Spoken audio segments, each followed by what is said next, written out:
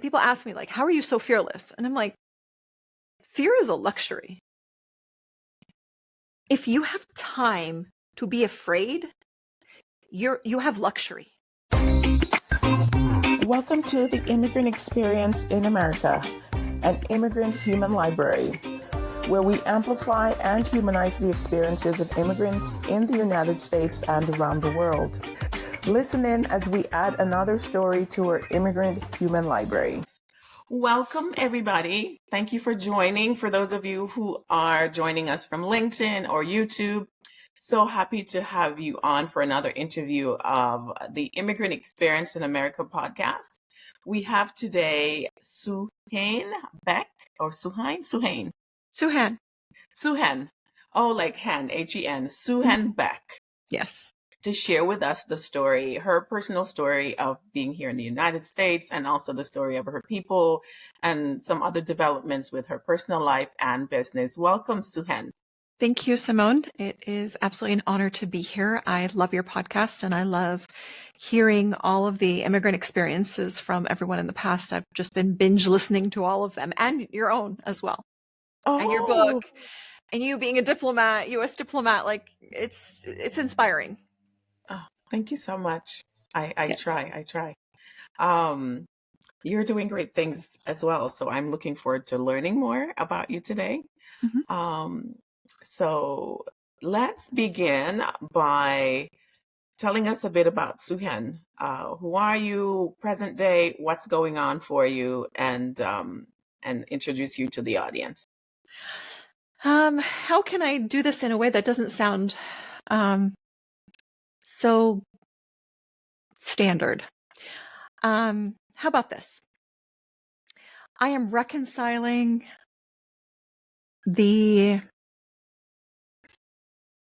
generational traumas and my own personal traumas of being an immigrant, a refugee, an exile from Circassia, and being a Circassian, having been born in a borrowed homeland of Syria, and then being a refugee from there twice over, from the 1967 war to the 1971 revolution, into Germany through the Tolstoy Foundation. From the Tolstoy Foundation, we were in a camp for about a year and a half.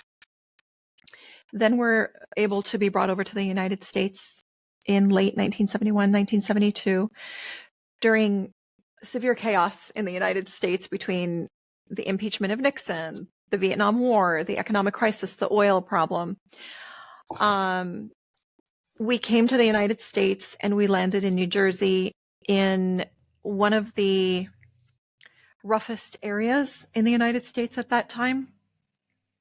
And we were dealing with extreme racism of anyone that is foreign.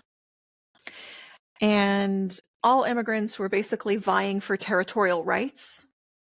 You know, it was very tribal. It was very gang mafia level in the 1970s. And so that was another war as well. So we came escaping all of that, and we came facing all of that. So from there, we probably spent another 7 years in direct combat with the gangs during that period of time. So I grew up basically having the gangs bombing our house, bombing our cars, poisoning our dogs, setting us on fire, trying to kidnap us, like myself. Shooting in New Jersey? Yeah. Oh yeah. Shooting at us, bullets coming through the windows, Molotov cocktails flying in. It was just another day. And crazy enough, like, my father actually normalized this in such a way, like, I don't know, have you ever seen the musical West Side Story with Natalie Wood? I haven't personally seen it myself. Okay. So that's a musical, and it's a beautiful musical. It's kind of like a Romeo and Juliet, modern day. So the two opposite families that don't get along, one is an immigrant from Puerto Rico, Okay. and one is American. So the young man and the young woman fall in love, and then their family factions basically are at war with each other on the streets. But it's a musical. So they're singing and dancing, and it's like, welcome to America, you know? Right. Okay. So when this was happening to us, the way that my father was able to protect us or psychologically buffer us from this being traumatic was, this is America, tick, tick, tick, tick. So we would see that musical, and he's like, see, that's the way it is. Simone, that was in the 70s. I completely normalized that as that is the immigrant experience. That is the way it is in America for everybody, because that was what I was taught. I lived it. And I mean, if I tell you the details, and I'll get back to the details, I did not know this was not normal until just a few years ago. So this is what happened. The new wave of Syrian refugees came in about 11 years ago when the war started in Syria, the civil war. After the Arab Spring, the Syrian war came, and then there were the Syrian refugees that came in. So the Syrian community, the Arab community here in Orange County, California, like in Southern California, they called me up and they were like, hey, you can speak to them and motivate them and, just kind of help them assimilate. I'm like, I'm all about it. So it was on a tennis court, like literally these immigrant families just landed. They just got their apartment. There was a lot of like help from the government and nonprofit organizations and NGOs that were helping them get their furniture, get their clothing, get, English classes, assimilation classes, all of that.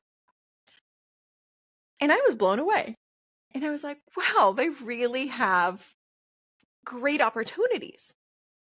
But I was sensing in some of the families that there was resentment, like, why are we not getting more? Why is this, it's not enough to, sustain us, blah, blah, blah.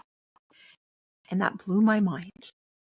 Because when we arrived in the 70s, there was 0.0000% of anything for anyone, plus huge amount of hatred and war and, non-welcome.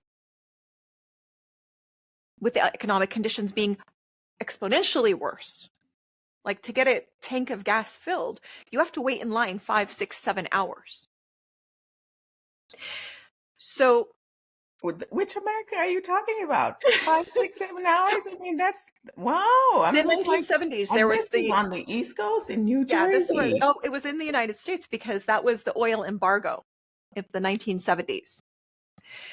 So I'm on the tennis court facing these immigrant families, explaining to them what an amazing opportunity they have. And this is incredible. And you're going to be able to work hard and this and that. And I'm sensing resistance from them. And then I started, for the first time in my entire existence, I started talking about what happened in New Jersey to us, to my family, and saying, you guys have this good. Don't blow it, because we didn't have this, and this is what we were dealing with. We were in a war zone of gang mafia territory, hating on us on a wretched, volatile level. And, to the point where the police wouldn't even respond to our calls because the police were afraid of them. Wow. And if they did respond, like, for example, like one night they tried to set us on fire and they poured gasoline all the way around after they poisoned our dog and trying to set us on fire. They actually put there were these boulders on the street, on the side of the street. They moved the boulders onto the street on Valley Road, which is like one way in and one way out, so that the fire department would not be able to come and save us. So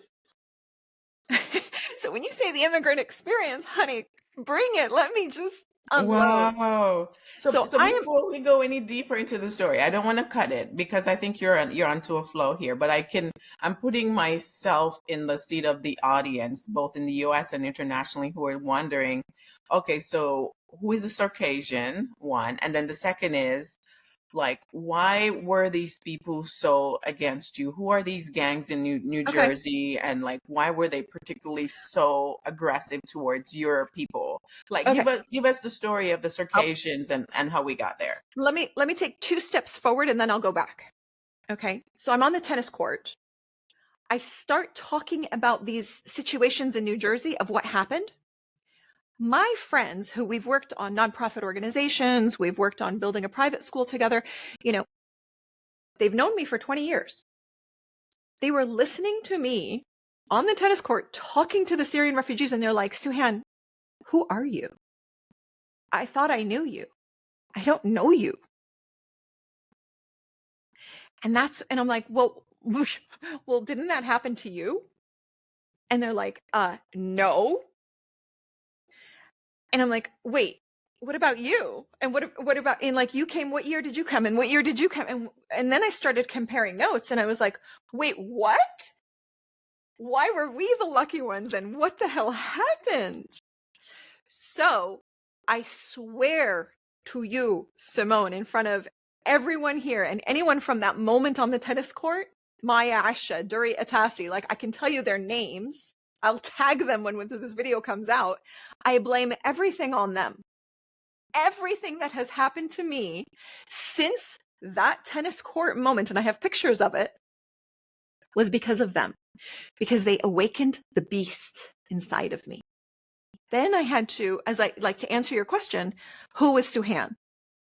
Suhein is in the moment of reconciliation, of trying to reconcile what the hell happened?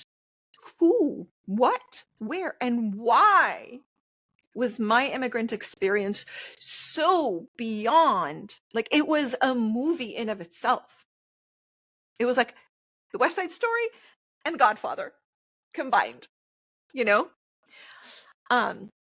So to put everything into perspective, like, you know, so I answered your first question, and that was, who is Suhein Beck? She is a woman, a human being, a broken soul who's trying to reconcile the generational trauma of being a Circassian, and I'll get to that, of being a Syrian refugee,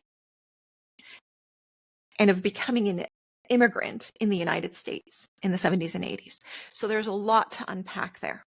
Yes. So going back step by step. Who is a Circassian? A Circassian is someone that comes from the Caucasus Mountains in what is now southern Russia. We are not Russian. I say that with gritted teeth. We are the indigenous people that inhabited the Caucasus Mountains for over 7,000 years. I say that with extreme clarity. We have archaeological, anthropological, DNA evidence, linguistic evidence, all the way through. Okay? Proving that. So there's not a doubt by any academic, scholar, historian. Okay?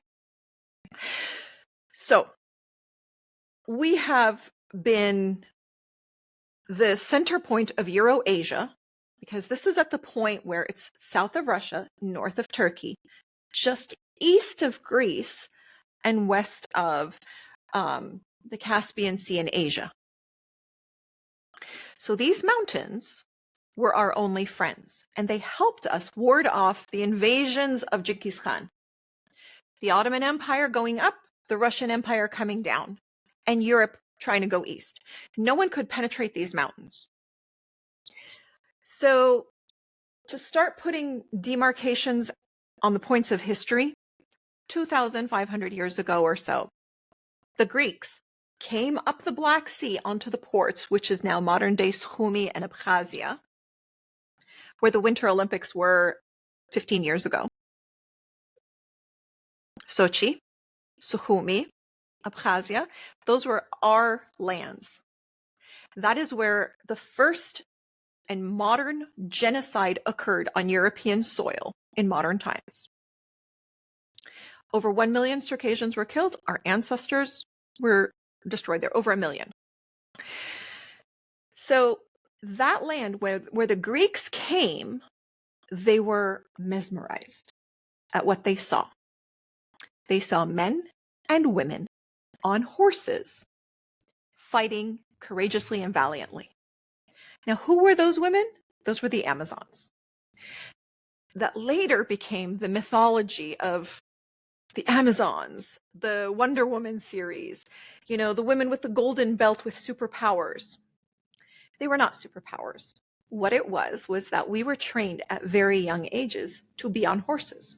When you take a young girl and a young boy, put them on a horse at 3 years old, teach them how to throw arrows, the physical strength is equalized. So when the Greeks and the Spartans came and saw these mesmerizing, beautiful, exotic women fighting in the forests, they discovered what they'd never seen before: equality among men and women. Fighting, counseling on war. The first concept of democracy actually happened there, not in Greece and Athens. In fact, when they saw this, they were mortified and wanted to keep that away from their women in Greece, should their women be enlightened to what citizenry actually is. So that in of itself, so that's where the propaganda came about, that, they are savage beasts. They are the ones that wore pants. Yeah, we're an equestrian nation. While they were still in their togas and thobes, we were wearing pants because of chafing, So, and we were calling each other Maza, si Maza, because that is the most common Circassian female name till today. And it means moon, my moon, si Maza, my moon, Maza. So when we were calling each other Maza, Maza, they were like, oh, the lady of the forest, Maza, Maza. And that's where the word came from. It was from the common Circassian name. So that was the timeline of the Greeks. And they created this propaganda about us and whatnot, that it was the women and whatever. Yeah, well, there were periods of time where the population of men decreased and it was all hands on deck. So we showed up for battle. It wasn't that we were a lesbian nation and one-breasted women that would chop off a breast in order to throw an arrow, like all of these other things. And like they were, the Wonder Woman series and all of that. That was just the sexual exploitations of the Greeks trying to, command history, because they were the first to write it. Herodotus and, all of that. So all of the mythology of Prometheus, that was on our land. The giver of fire. He was chained to the mountain. He was chained to Mount Elbrus, the highest mountain in Europe. It's on our land. But you've never heard of it because Russia, who later came, was very ashamed of the fact that this small indigenous nation, tribes of 12, fought Russia for 101 years. And the Russian Empire could not conquer this small little nation. From 1763 to 1864, to be exact, May 21st, 1864, was our final exile, where only about 500,000 remained in our homeland. The rest of us were killed or exiled out. So Russia came to an agreement with the Ottoman Empire and saying, hey, most of them are Muslim, take them. So we were scattered through Europe, Bulgaria, and West in Europe, and then into the Middle East, primarily in Turkey. So my grandfather was in Bulgaria, and literally he was the generation of the exile. And of the ones that were in Bulgaria, and then Greece and Turkey. He studied medicine in Turkey and thereafter ended up in Syria.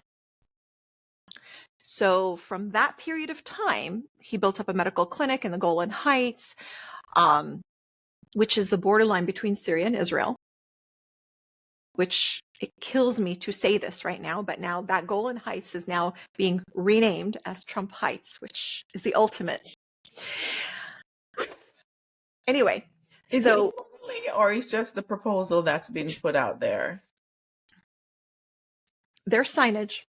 Oh, okay. Yeah, I'm and not. and I'm we not. have land there. We own land. We have, my grandfather had a hospital clinic there, and yada yada. Anyway, so it wasn't by chance that Syria put Circassians, who is a warrior nation. We are warriors in our DNA through and through. We have not, done anything else in history that was extraordinary, like building, pyramids or anything else. Like, we were warriors. It was always war. So you take a warrior nation, and what do you do with them? You put them in the most strategic place where that land is going to be either invaded or, whatnot. So they put us in the Golan Heights, the borderline buffer zone between Syria and Israel. We didn't have a clue. 1967 happened, 6-day war. Who were the first ones to go? Circassians. In fact, I lost an uncle in that one, my mother's brother. Beautiful, handsome, like gorgeous young man. First day on battle. So 1967 happened, and thereafter we were all basically refugees into the city of Damascus, where that only lasted for about a year or two before the rumblings of a revolution came about, that this regime, the Ba'ath regime that just got kicked out like 2 months ago, started coming in with a military coup. My father, who was an attorney, writer, worked in the Office of Government Information, basically knew that he would be one of the first ones deleted. So we had to escape on a midnight train from Syria through Turkey, from Turkey into Germany. So that was another refugee experience. From Germany, not knowing whether we were going to be there or not, the Tolstoy Foundation had our destiny in their hands. We were allowed access to come to the United States legally. We came to the United States. We landed in New Jersey. There was a larger community of Circassians there. Most of them were in Passaic County, Patterson, Hackensack. So that area was rife with immigrants. Okay. And And so each of before you go any further, any deeper, so I can hear my guests wondering why, what geopolitical or whatever reason was it that Russia, Ottoman Empire wanted that region that you guys occupied, the mountains? Like, what was so the strategic about richest having that? the richest of minerals. The Bronze Age was originally started from that region. So the best weaponry, the best metals could be derived from that area. So we are known for our weaponry. A Circassian dagger is the ultimate. The oil in the Caspian Sea. Alfred Nobel started the Nobel Foundation from his finance of the dynasty from the oil from the Caspian Sea. George Bush later started talking about the pipeline of the Caspian Sea. So it's oil rich, mineral rich, very fertile. So remember, all of Russia is, wasteland of ice. But then you have the Caucasus Mountains that you can, have, agriculture, sheep and, just everything from peaches to walnuts. And the walnut trees, for example, created the best and longest barrel for rifles, which Alfred Nobel also capitalized and exploited. And ironically, harvested the walnut trees in order to create the weaponry that was sold to the Russians to come back and kill us with. Gotta love the irony, right? So with that, okay, also it's a perfect border, it's beautiful ski resorts. It's, you've got the Black Sea, which has access all the way into Europe and down. The Caspian Sea, amazing fish, amazing, it's just very, very rich in resources. So forestry, greens, everything. So it's strategic as well, militarily. Okay. No, I get So, that. I get yeah. that. Okay. And so And now I'm wondering like what happened to the 500,000 people that you said were left Ah, in nice. country. Good question. So for the Yeah. remaining that stayed there, so from 1864 to the turn of the century, so until 1917, that's when the communist revolution occurred, the Bolshevik communist revolution. So that was another revolution where they were just like outcast. But then, wait, there's more. Stalin shows up in the 1940s and does another genocide again to really finish us off. And so then that diminished. And so there was like a 12 to 15-year exile where then like overnight, the military showed up with wagons, started shooting entire villages, and would take people from the villages, ship them on these containers, on trains, literally urinating on themselves throughout the whole voyage into Siberia, Kazakhstan, and whatnot. So literally burning villages on the spot overnight. All of this has been virtually erased from history books. However, truth has a beautiful way of coming through. So we actually found the archives and proof of all the military pre, during, and post plans because they forgot them in a particular location and now we have the access. So that's why I'm saying like we actually now have absolute, undeniable, irrefutable proof of all of the crimes that were committed against us. And that is why I am really, really grateful for this experience with you to share all of this, because this is all new information, like less than 10 years old. So, and now we have archaeological evidence that has the benefit of technology and the DNA to prove who we are in relation to the bones of the ancestors of the Amazon women that were found in 1,000 grave sites that show the women buried with their horses, with their weapons, in positions as if they're riding their horse into the heaven. Wow. We have evidence of it. I have the pictures and the books, and Dr. Janine Davis Kimball was an archaeologist from America that actually had the technology that went back and uncovered all of this. So now there is no denying. So whatever the Greeks tried to fake the world out with, and then Hollywood did the exploitation of the, Wonder Woman series, and then, the Russians came along and, they did what they did. It was incredible. Oh, Simone, one more thing. Just last year, so this is 2024, so it's 2025 right now, 2024 and 2023, the Italian archives just released that Leonardo da Vinci's mother was Circassian. So she was of noble lineage and she was kidnapped. And that was happening all the time because of the beauty of Circassian women. They were well known for it. They're Euro-Asian. They were kidnapped, sold in the slave market. Leonardo da Vinci's father liberated her from the slave market, from the Istanbul market, brought her to Italy. And there were so many slaves purchased at that time that there was actually an area called Adiga River, which is another word for Circassian is Adiga. So there is a river, Adiga river in Italy, and it's kind of like close to Verona. And that is where a lot of Circassians were there. And they were brought there because they were so good at embroidery and textiles. And the Silk Road went through and ended with us, but then it was continued on. And our workmanship on fabrics and textiles is what basically sparked the robes and the fashion of the Renaissance era. So Leonardo da Vinci's mother is Circassian. So like I joke about it right now and I'm like, Leonardo's my cousin. It's very cool. Very cool to be unraveling all of this history and to find proof of Yes, it's your validating. Like we were family and your invisible for people. so long.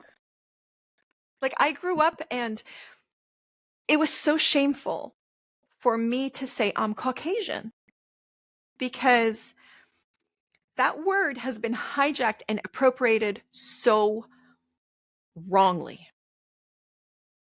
So the word Caucasian, to most Americans, they think it means white. It does not mean white.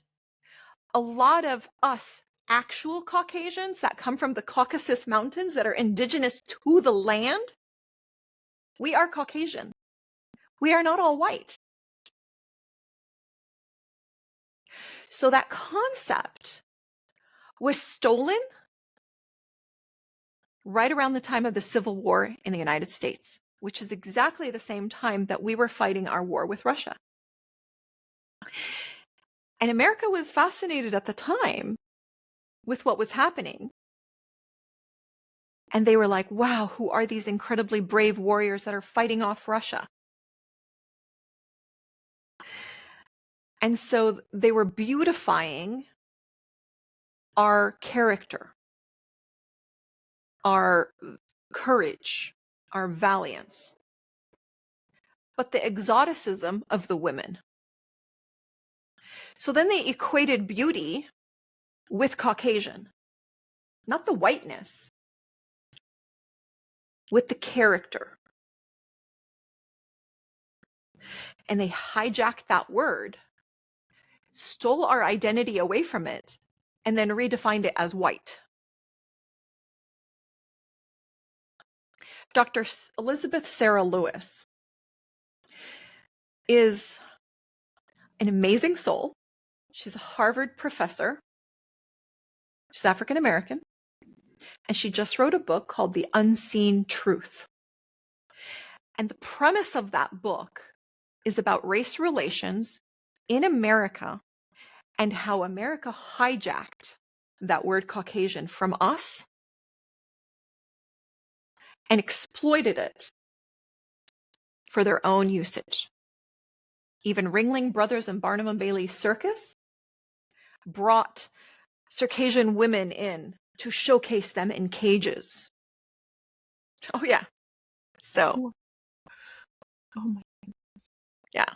So again, Suhein is just someone trying to reconcile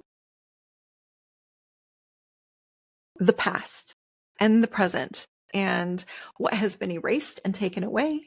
And now that thanks to these handful of scholars like Dr. John Colarusso and Dr. Adrienne Mayer, Dr. Janine Davis Kimball, these are the scholars that resuscitated us from the grave and validated our existence. Previously to that, I did not exist. So when I go on stage, appearing, doing speaking and whatever, like I start a lot of this with, I am a ghost from an ancient civilization you've never heard of. And that captures their attention. And then I basically tell them, I promise you, I will not commit suicide. So if I randomly fall off a hotel balcony, I assure you, it was not me. Mm. If I'm randomly poisoned, I assure you, I promise you, that was not me. That's my story. Wow. And you're sticking to it, I'm sure. Now that you've been able to uncover so much and of your roots and heritage. So tell me then, you go through Germany and then later arrive in the US as immigrants. What, take us through, like, what are these gangs that are in New Jersey, and why are they after your family? Like, give it, other people you said did not have that experience. So why were they after your people in particular? Who were they? It was economics more than anything. So when we landed, we saved up enough money through working factories. And when I say we, my parents and my two brothers that were much older, they saved up enough money in order to purchase a restaurant with a house on top. In the East Coast, that's very common. So we had a, coffee shop restaurant on 117 Valley Road, Clifton, New Jersey, 07013. So if anybody wants to look it up, that is the history. It was called Village Fountain. So we purchased that. Thought, yay, we're good, So family up above, restaurant below, we can, stay cohesive as a family working that and whatever. And my dad worked as a limousine driver back and forth in New Jersey to New York and all that. We had a newspaper route. Like, we had multiple businesses all at the same time. Typical 24/7 kind of a, family operation. That immigrant mentality, right? Right, right, right. So they started off as just punksters. Like, they were not sophisticated to the level of actual mafia, but they were vicious enough to be more than just gangs. So what happened was, the economy was bad. So we were the ones that, were working hard. We obviously had money in our hands because the restaurant was active. So basically, these little punksters decided that they wanted protection tax money. So it was just like The Godfather, that pay us a tax, a percentage of your income, so that we don't kill you. Oh, And my father, having been 100% pure Circassian, is like, excuse me, you little punk, with what we've endured, you think you're going to threaten me and scare me? So the challenge began. So we were armed as children. I was taught at a very young age how to hold a knife. And a knife, again, like, you don't hold a knife like this. You hold a knife like this, because it's harder to flip out. So it was all part of my psychology of no fear. And the way, and people ask me, like, how are you so fearless? And I'm like, fear is a luxury. If you have time to be afraid, you have luxury. We don't have luxury. So, okay. So one day it was night. My dad is like, Suhein, go downstairs, get me some ice cream. The restaurant was closed. And downstairs is where they would penetrate in through the windows or the doors or, whatever. So going downstairs into the restaurant at any given time, somebody could just be there and, like, take you. So I was, I don't know, 7, 8, 9 years old. And he basically would, and I was just waiting, trying to delay, maybe he'll forget. And then he realized I was afraid. He's like, no, come here. We go into the kitchen. He grabs a knife, shows me how to hold it, basically shows me, take advantage of your size. You're smaller. This is where you go. This is how you do it. This is where, and prepare. So the process of preparation leaves you no option of the luxury of fear. And with that, it was always about preparation. They're going to come after us. That's the worst case scenario. I know that. It's just a matter of time. Okay.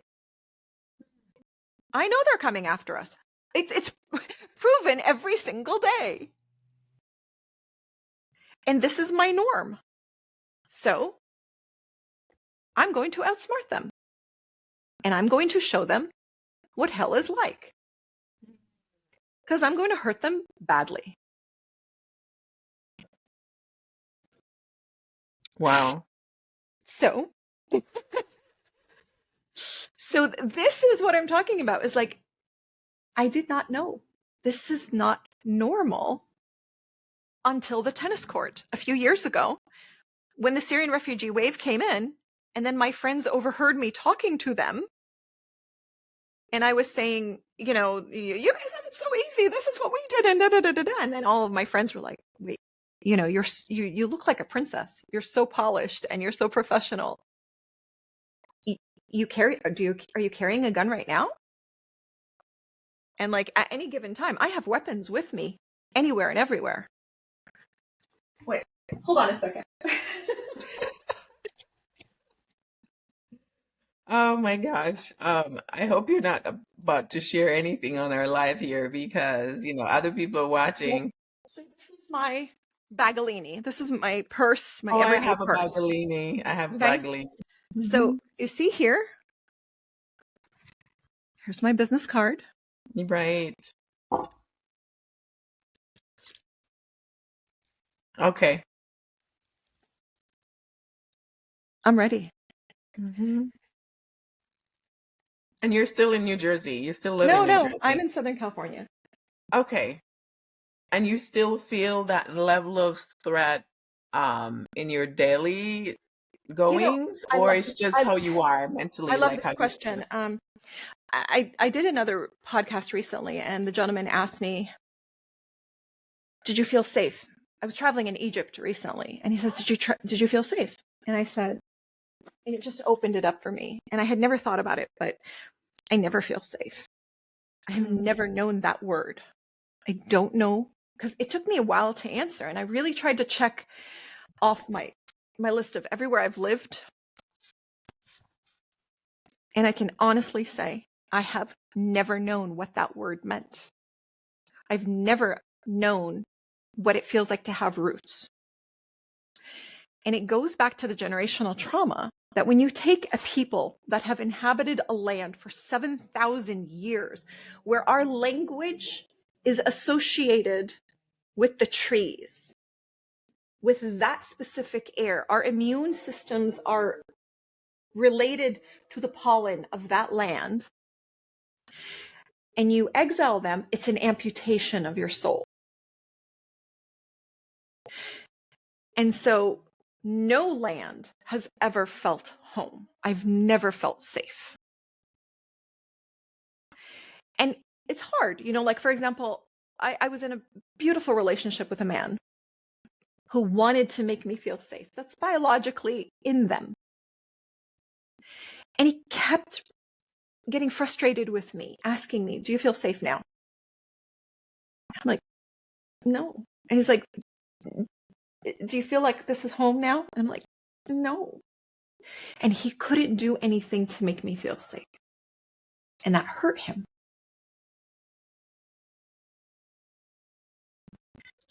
What does that look like for you on like a regular day when you say you don't feel safe, like in your It's, body? Can you give us a sense for how that shows up for you? yes, it is extreme insomnia. Mm. And it's the constant fear of an earthquake. It's the constant fear of thinking to myself, are all my electronics protected? Are all my photo albums uploaded? So that if I have to start from ground zero again, I can hit the ground running from any place, any country, anywhere, anyhow. I always have an escape plan. So I walk into an office and I will never sit where the window is behind me, because I was taught that bullets will come in and hit you. So I'm always facing, in a restaurant, in an office, anywhere I go, I'm always facing the door, the exit. I scan. I'm in constant warrior mode wherever I go.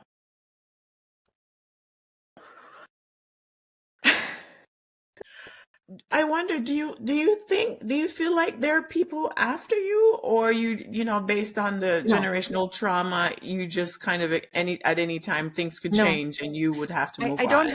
don't have a sense of paranoia of people or anything. In fact, like, I am probably the most naive. I know, despite all of that, I still am very people loving and naive. I'm okay with people deceiving me. As am I. Yeah, I like the gentleness of humanity. I see it. Hmm. I'm not shadowed by ugly. I really have been gifted with either faith or humanity that, I see beauty. So I don't live in a state of paranoia. I live in a state of preparation where I'm constantly prepared. it's ingrained in me, and like, start over, to start Right. over all over again. Which is not necessarily a bad thing. You know, it's not necessarily a bad thing. Oh, I heard somebody say something that's escaping me. I can't really find exact words, but she was basically saying, like, um, love, but, don't love to the point where you completely lose yourself and um, completely unguarded, I guess. It's not fully explaining how she put it, but I get what you're saying. And it's not necessarily a bad thing to be vigilant, to be naive, but you're vigilant about your surroundings and where you Right. are and be able to protect yourself. It's important as a woman. And and as it's an interesting time in our country right now, and so I can imagine a lot of people may be having feelings like that, Mhm. so who knows? Um, I mean, I say this all the time, that at any given moment, anywhere, whether I'm in Southern California or in Turkey or, in Japan, an earthquake can happen, a nuclear accident, a natural disaster. And within 12 seconds, any one of us could be refugees. So once you are a refugee, and I joke about this all the time, and I say, oh, it's just another Wednesday. Like, we've been refugees, and like, my parents went back to Syria, and then the war started. Like, so now in 1.5 generations, we've been refugees, exiles, immigrants 8 times in 1.5 generations. wow. So it's another Wednesday. What do you call it? Hump day? Like, I got to get over the hump. Okay, all over again. Let's start over. Yeah. Yes, what's the name of your a native tongue for your Circassian people? Circassian. Okay, that's the name. Circassian. Okay. Yeah. So we Is speak it similar Circassian, to anything Adiga, we know? Adiga. Is it similar to anything we know, like No, because it was one of the original Proto-Indo-European languages. So like, it's that old, but it's, been transferred down so much, and it's one of the most complicated languages on the planet, and it's listed on the endangered species UNESCO languages. And we are working very hard to resuscitate it. And of course, Russia outlawed the usage of the language for the remaining 500,000 that did stay in Kafkasia and Circassia. Um, and for those of us that left, we were in borrowed homelands that wanted us to assimilate into Arabic and into Turkish and whatnot. So they also shut down any private schools that were set up for immigrants and whatever. So we have been fighting to resuscitate our language. And thanks to COVID and, the online revolution, now the apps and the curriculums are flourishing. And the new generation of Circassians have really done a great job of bringing it back, and like, we're dealing with our own renaissance. And um it's exciting to see that the new generation is bringing it back, because my generation, it was completely erased purposely by either our homeland nation or our borrowed homelands, where they wanted us to assimilate and whatever, which is typical. The melting pot overcomes anyway. But now there's the resurgence. And now I think we are subscribing to what's called, this one scholar from Denmark has called it the new land of Circassia, the internet Circassia. So we are about 7 to 8 million Circassians around the world, and we are coming together beautifully by reconnecting and comparing notes to our diaspora experiences of being separated from each other, not knowing, from one country to another.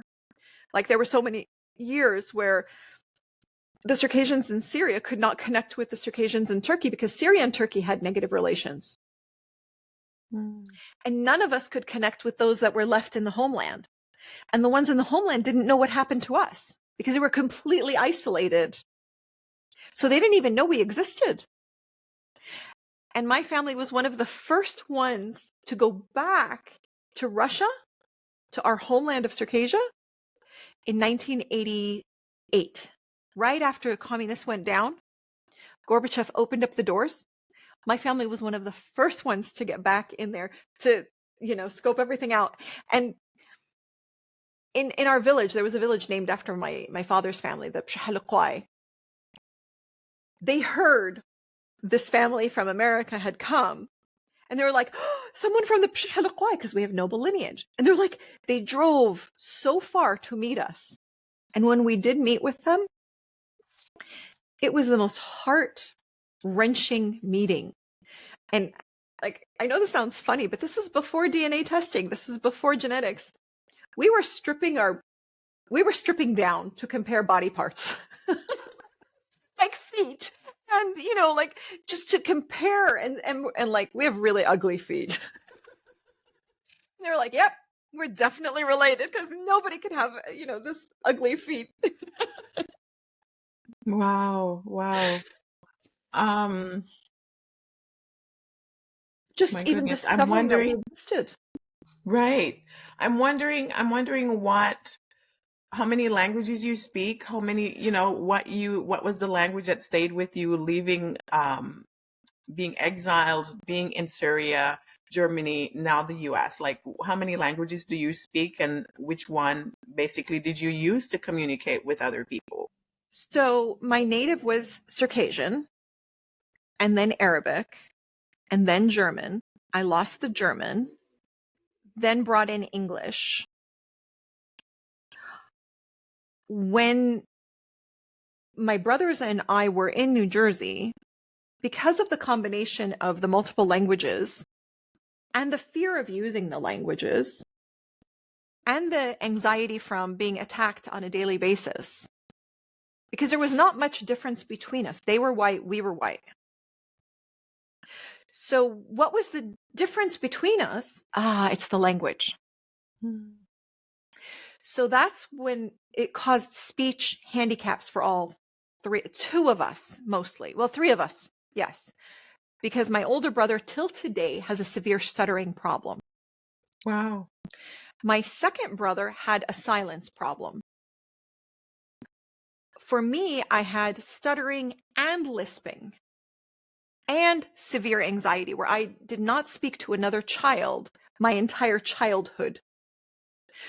So at school number 5, from 1973-ish to 1979, I challenge any child to say, I remember Suhein and I spoke to her. I did not speak to another child. With the exception of my cousins that were in Patterson or Passaic County or whatever, I would go to their house. I was quiet, but I would respond to them. Or if I went back to Syria and I visited my cousin, Gulnar, I would speak to her. But during my childhood, until I was 10, 11 years old, until we moved to California, I did not speak to another child, ever. I would respond to adults that I felt safe with adults. I didn't feel safe, customers, like specific customers that would come into the coffee shop and they would talk to me, elders. I would have very minimal conversations with them. And they felt pity for me, and they like took me under their wings. And so like I learned about Americans through them and their beauty. And so there was always a shining light in the darkness. There was always a shining light for me. Right. So, yeah. And I was lucky because I was able to get speech therapy at school number 5. So I was a pull-out student, and they would take me into the basement and they would play random games with me, like Chutes and Ladders. And like, that's all I remember is that I was pulled out to do these weird exercises to start reconditioning my ears from so I had like multiple speech disabilities, and the severe anxiety. And now you can't shut me up. The healing has been taking root. I'm wondering, like, what other experiences did you and your family have with all of the trauma, all of being exiled, and the stories that were shared, being separated from your land and your people? Like, what was the experience like for you guys? Like, what was it like for your parents and your grandfather was with you or something? Did I miss that? My grandfather was in Syria, and he passed away there before we had left. So my grandparents stayed in Syria. So it was just my direct family that was able to escape. And it was because, we had to. My father suffered the most because he was an intellectual in Syria. And he had his intellectual circles as a writer and whatnot. Coming to America, working in very degrading positions of very dirty factories and, being a chauffeur and very degrading.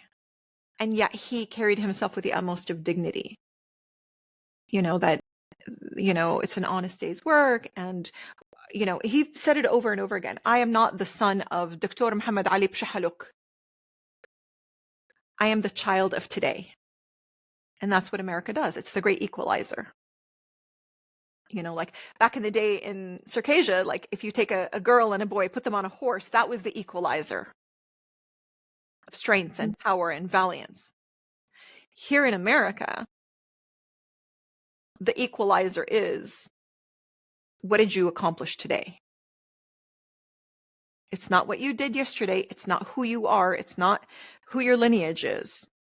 What did you accomplish today? That's it. So with that, the suffering that he endured of not feeding that intellectualism, of not being able to write, ate at him. And so here he was, this great writer, not able to write all these incredible experiences of discovering America. And America has daily heroes. Like anyone you meet on the street in America, there are heroes. And he said when he used to read Ernest Hemingway or Tennessee Williams or whatever, like these heroes were so genuine. And he's like, if I go to America, am I going to really meet those people? And he did, because he looked for them. And I think that's where I get my, I see good.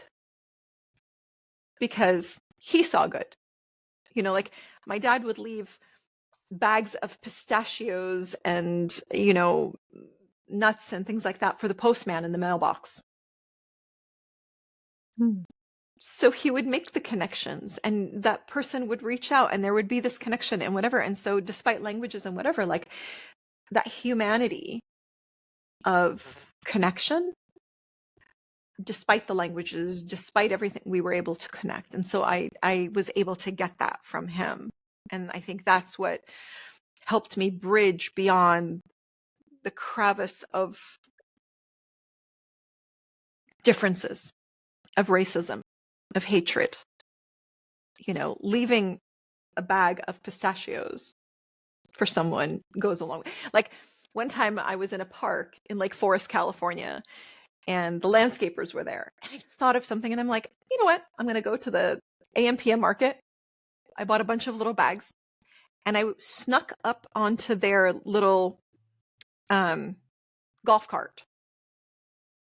And I left them bags of pistachios on their little golf carts. And I just disappeared.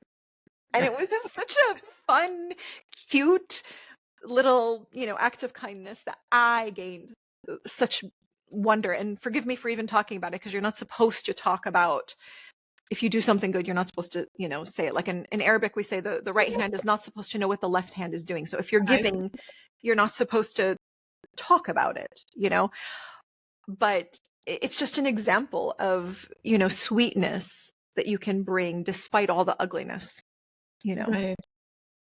So I'm curious, having gone through just so much trauma, being exiled, constantly fighting, trying to stay alive. What has it been like being in the United States where you are considered to be in the dominant group? Complexion here, you I have all work it. I exploit the it. You Oh, tell me, what has that experience been like for you once you came over? Seems like you were pretty young, 11 in California. What has that been like for you growing up and kind of assimilating? And have you even assimilated? I don't know. You tell me. whenever possible, I have exploited my whiteness, my blonde, my blue-eyed, whenever possible. And it is currency. I Mhm. am ashamed to say how powerful that currency is. I have used it at every possible opportunity. Because the minute that they see my name and ask what religion I am, I lose that currency. So it's 2 steps forward, 4 steps back. So however much I can get in the door with this, in order to bridge them, have them trust me, have them, like, I'm one of you, until they discover that I'm not, it's too late. That is so weird to me because I'm looking at you and I'm thinking, like, what do you mean I'm one of them? To the rest of us, you are one of, whether people want to say European American or Not in a job Caucasian, interview, as you just not gave us the history. Like, what do you mean? Until they discover you're not one of them. There's so many different ethnicities, nationalities that's within that whole group of WHITE that people are using. You even have people from the Indian continent claiming to be white. You have people from Latin America now claiming to be white. It's so confusing for the rest of us, and for me particularly, who wasn't raised with this whole idea of race. exactly Um, 1 year ago. Exactly 1 year ago. um, Simone, Go ahead. exactly 1 year ago, I was working in property management. I went back to my first career in corporate. I was working in an office in Corona, and everybody was referring to me as Sue, Sue, Sue. My name tag clearly says Suhein. And a vendor who was working on the roofs at this apartment complex overheard me speaking in Spanish to another vendor. And he looked at me and rudely interrupted me. And he said, "Why are you speaking in Spanish?" And I looked at him and I said, "Well, he doesn't speak Arabic. He doesn't speak Turkish. He doesn't speak Circassian. He doesn't speak French. So I'm going to speak Spanish with him." And he said, "Why do you know those other languages? Are you Turkish? My girlfriend would hate you." And I was like, "Excuse me? What did you say? Did you use the word hate?" Because first of all, you can't hate me. I'm not hateable. I'm obnoxious, but I'm not hateable. So why would she hate? Why would Okay, explain. What do you mean you're not hateable? Help me with the perspective. on what grounds can I be hateable? I'm a good person. I'm loving. I'm kind. I'm gentle. I cook amazing food. I would love to welcome you into my home. Right, okay, but they don't I know you, of course. They don't know you personally, Yes, so. but my personality was evident in my work situation where I was very respected and loved and, and whatever. And so like I was the go-to. And so how could I be hateable when I offer so much? Okay. Okay. And so I was like, why would she hate me? And he said, because she's Armenian. And I was like, oh, wait, no, hold on. First of all, I'm not Turkish. Zero. But even if I were, she still couldn't hate me because I'm not hateable. Second, I am Circassian. Circassians are from the North Caucasus. Armenians are from the South Caucasus. So technically, we're cultural cousins. I'm still trying to be lighthearted with this person. And yet, he was adamant about throwing the daggers at me. I revert back into the kindness mode. And I was like, well, I invite you and her to dinner. And I'm not going to cook kebabs. I'm going to be a little more exotic. He's like, no, that's not necessary. What? Yeah, it was full on. And previous to that, he was flirting with me. But just the fact that I was speaking other languages, Spanish in California, in Southern California. He was saying, we're in America now. He was flirting with you, and now he's talking about having a girlfriend, hating you. What in the world is what's going on? This went on for a few days. I wrote him up, sent the letter to the regional property manager, yada, yada, yada, incident report, yada, yada. Okay. The next day, there was constant, like, he would walk in and I'd be on the phone. And he was like, oh, I see she's talking in English today. I would let it go. Until about the fourth day. On the fourth day, I'm sitting at my desk. He's sitting in front of me. I'm communicating with residents that I need to get permission to enter, to call them to ask if we can enter in order to fix the problem with the roof. He sees my name tag for the first time. He goes, what the hell is that? What is that? And I'm like, what? This? That's my name. He goes, what? I thought you were Sue. And I said, no, it's Suhein. He goes, where were you born? And I said, I was born in Damascus, the oldest city of civilization. No, you weren't. You were not. And I said, so you're telling me I was not born in Syria? He gets up and towers over me. He said, so you're Muslim? And I said, yes, I am. He goes, so you want to slit my throat because I'm an infidel? I read the Quran. That's what it says. It says that you are here to kill us. And I'm like, if I am, you need to get in line because there's a lot of people ahead of you. Wow. Okay. Wow. So I had to get him escorted off the property because not just for me. And I specifically said, you need to leave the property. You are now in violation of fair housing laws. You cannot represent us. If any of our other employees heard you, they speak Spanish, they are Hispanic, they would be offended. What if one of our residents heard you? This is not acceptable. It wasn't even about me. Like, I'm sitting here reverting to company policy, procedures, fair housing. This is not okay. Get the hell off of the property.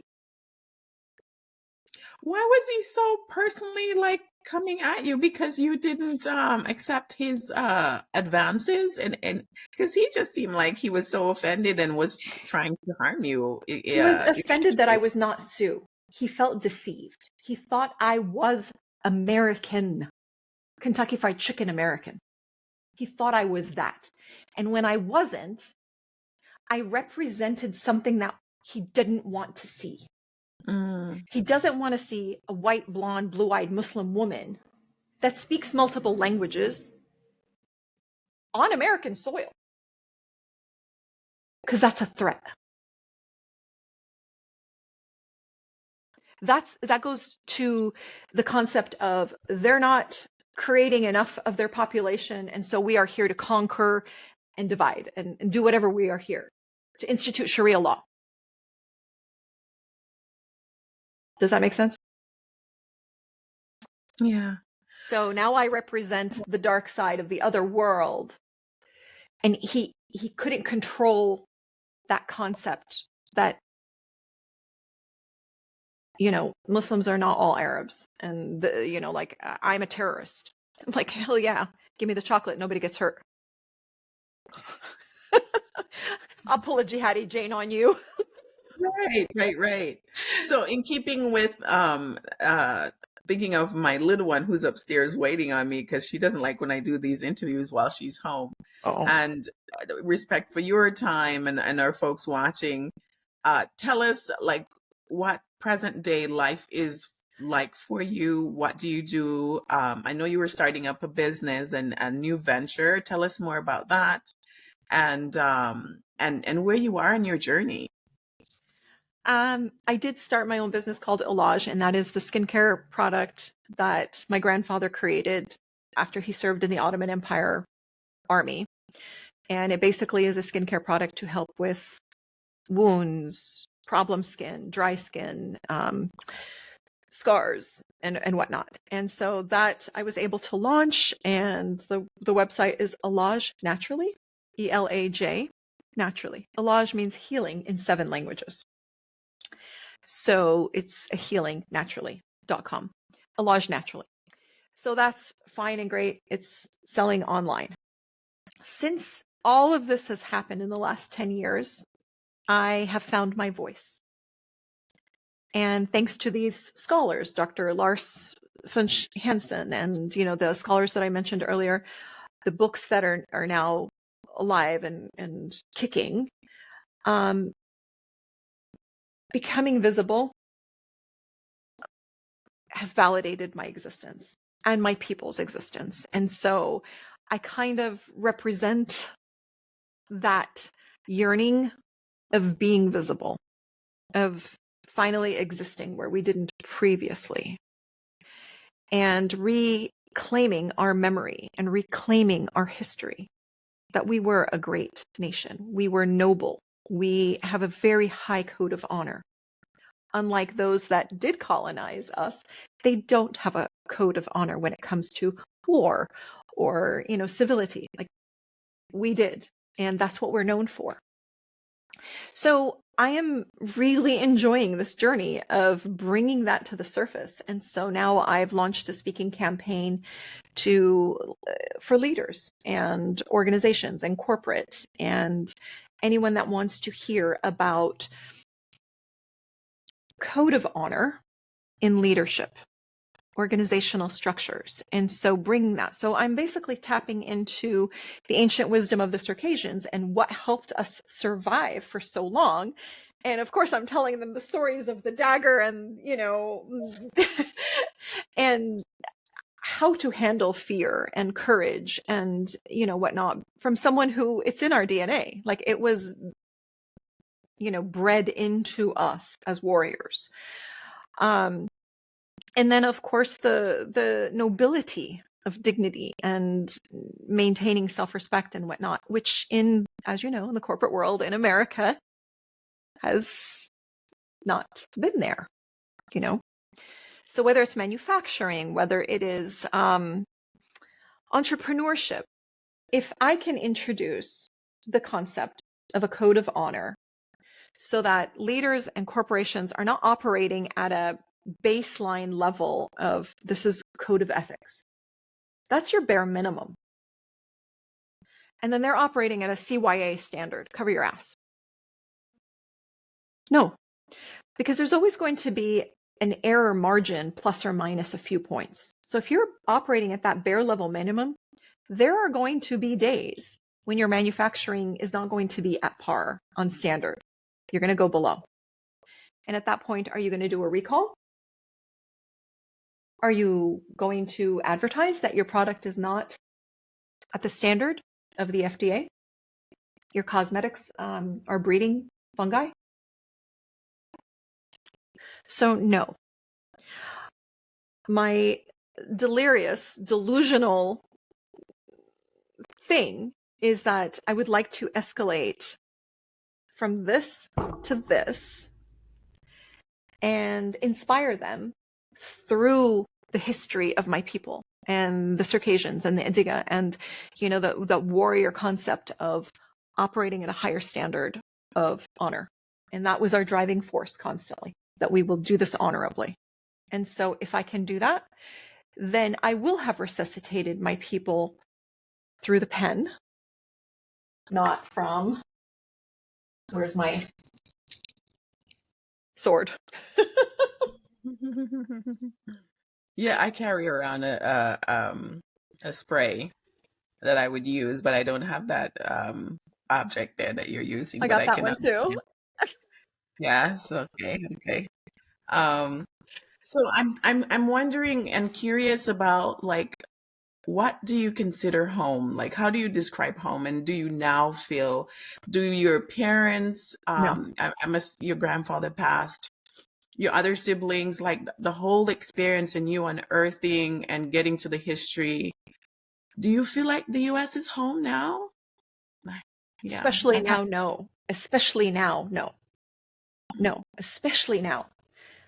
There may have been a period of time where almost, but no, I feel more alien now more than ever because I don't feel that this is comfortable or safe. You know, home is where you feel safe. And I just don't have that. And I'm not blaming America. I'm blaming just my circumstances. Like, you know, this is my destiny. Like, it just is what it is, you know?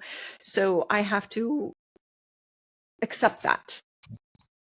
And that's part of my struggle the rest of my life. Like, I just Right. don't, I don't even, How about your parents? I'm sorry, go ahead. Finish your yeah, thought. I'm I don't sorry. even feel like, where would I want to be buried? Mm, I've actually talked about this, and that is that I want to be buried in the Black Sea, like just throw my body into the Black Sea where so many of my people drowned on the boats that we were, you know, sent out on. And they were overloaded, they were sabotaged to sink on purpose. And so many of them, you know, did that. On my YouTube channel at Suhein Beck, my trailer shows me underwater with a laptop with papers flying all around. I've seen it. Yeah, Yeah. beautiful. Beautifully done. Thank you. That is drenched with symbolism that all those lost voices of my ancestors, I'm catching those words and I want to resurface those words that they drowned in the Black Sea. And I want to resurrect the lost voices that were Right. silenced. What has it been like for your parents who are closer to the history and were older when all of this was happening? You know, the trauma is probably more, you know, in their DNA. You were small, but they were literally like adult where they're absorbing so much of it. Like what's it like for them? Denial. They never talked about it. Wow. They never talked about it. Like, never once did my mother talk about losing her brother. Never once was the discussion of the Circassian, you know, la la la la la la. All of this is new. On a tennis court in Anaheim, California, is when my family. Oh, and then I came home that day and I was so frustrated and I was like, Mom, guess what? Da da da da da. And she's like, okay. And I'm like, why don't you and I do an interview talking about what happened to us? And she's like, no, I don't want my sister and my brother to know what we went through. And I was like, why not? She says, I don't want to be pitied. I don't need someone's sympathy I don't need them to know the shame of what we went through. She thinks of it as it was shameful. I think of it now as like badassery. You know, look what we've endured and look how we came through and look what you've done, Mom. And so that video of my mother and it took negotiations of the family, and like at the last minute she backed out again and I had to call her brother in Syria and beg him to, you know, force her to accept it. And he saw the video and he's like, there's nothing in here that is shameful. So she had to hear it from her brother in order for me to have permission to post the video. I fought for that video. So once I did, the whole Circassian community, like other scholars and geographers and whatever, they were like, oh my God, this is incredible. One person, Dr. Adel Abdessalam, apparently he had had a secret conversation with my father, and my father did reveal this stuff to him. He reconfirmed, your father did tell me all of these stories. And I'm like, what? So like, yes, there is another witness that my father did tell long before he passed away 20 years ago. that this was our experience and that is exactly what happened and whatnot. Not that I need the validation from anyone, but like it's comforting to know that even from my father's perspective, he knew that that was not normal, even though he normalized it for us as survival. Right, right. I wonder if they just wanted you guys to just finally assimilate into the American culture and just be like regular kids. It's you guys have been through so much. No, no, No. he wanted us to maintain both cultures. He was very romantically in love with America, but also who we were, like as our culture and things like that. So he basically gave me free reign to understand that. And in fact, I have a picture of myself, maybe 7 years old, wearing the Circassian dress in front of the Statue of Liberty. It was a hot August day. He was on the ground trying to get the angle of me standing in front with the whole length of the Statue of Liberty in the background. And he kept telling me to put my hand on my heart and repeat the Pledge of Allegiance as people were walking by. And remember, this is at the peak of my speech handicap. Okay, right. And my father is forcing me to publicly speak in front of people at on Staten Island. And he was taking that picture, and I just remember that. And he was like, "Put your hand up higher." And I was like, and he's like, "Repeat the Statue of Liberty, repeat the Pledge of Allegiance, repeat the Pledge of Allegiance." So that moment in time proves he wanted us to be bicultural, or like as you say, and I learned this from you the first time, is three cultures, third culture. Yes. So yes, he wanted that. And I've been fortunate enough that I was able to maintain both cultures and the Adika Khabza. And that's why I'm able to go on this speaking campaign to introduce the 12 principles of Adika Khabza in modern leadership. Because I grew up with that, not the daggers, but the respect and respecting the elders and, the self-awareness and the discipline and reading others and the micro expressions. Like there's a lot to it. Right, right. I gotta check it out myself. There is I don't know if it's government or a private or maybe an NGO called StoryCorps. They would go around and they record the history and stories of just regular everyday American, and it goes into the I want to say Library of Congress, and they store it for people years later to hear what life and people's stories are like today. I did it personally, and I would recommend it for you to go ahead and tell your story there, so it's actually archived later on, right? So I would love that. Thank you. yes, I'll go through my email and make sure that's the actual name of the folks, and you can reach out and connect with them. But this has been quite the story, Suhein. No, don't deceive anyone and let them think that I'm actually American. I'm white and blonde and blue-eyed. Don't let them think I'm American, because then they'll feel like I took the carpet from underneath them, that I'm actually a foreigner, that I was born overseas. God Right, right. forbid. Wow, I'm wow, one of them. wow. Does that shock you? Does that really shock you that like it's that deep in terms of like the racism? Oh my gosh. I'm still unearthing, unraveling. I have so many questions. I don't understand it because I wasn't raised with this for half of my life. And it was only, I think, in the last, I want to say 5 years that I took a class with someone. I read her book, and I started realizing just how broadly people were having similar experiences like me, a more melanated person. I actually, that was not my go-to initially. Like, okay, it's racial or, I would always say, oh, that's just a mean person and just move on with my day. I was here to take Which care is of business, beautiful, Simone. right? But then after a while, you realize it was wearing me down. All the microaggressions, all the negative issues that I constantly have to manage, this whole thing called weathering, it started just affecting me. And so I needed to ask the questions, hence the why this podcast exists, because through the conversation, I've learned the language, the words to say, oh, that's what that is. That's what I'm experiencing. That's what that's called. because before I had no idea what I was going through. And there are plenty of people out there who are experiencing things in their experience of the United States, but they don't really understand what's going on. They just know it feels negative in their body and their experience.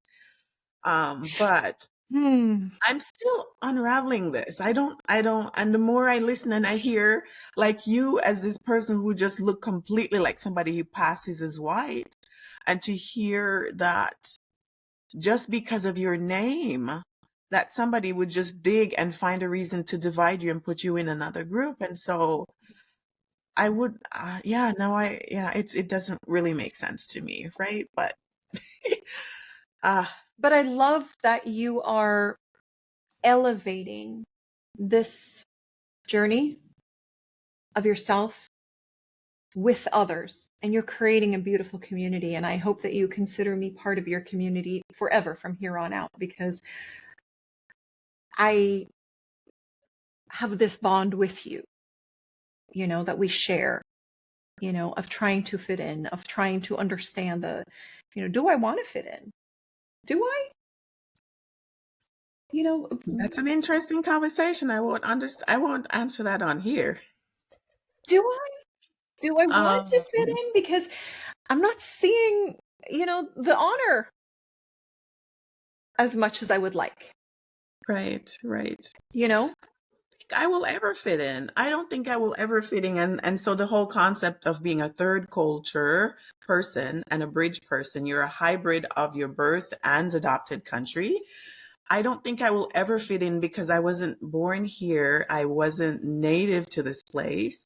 And so as long as I've been, there will always be parts of me that is from another place because I am my mother's daughter. I'm my father's daughter. I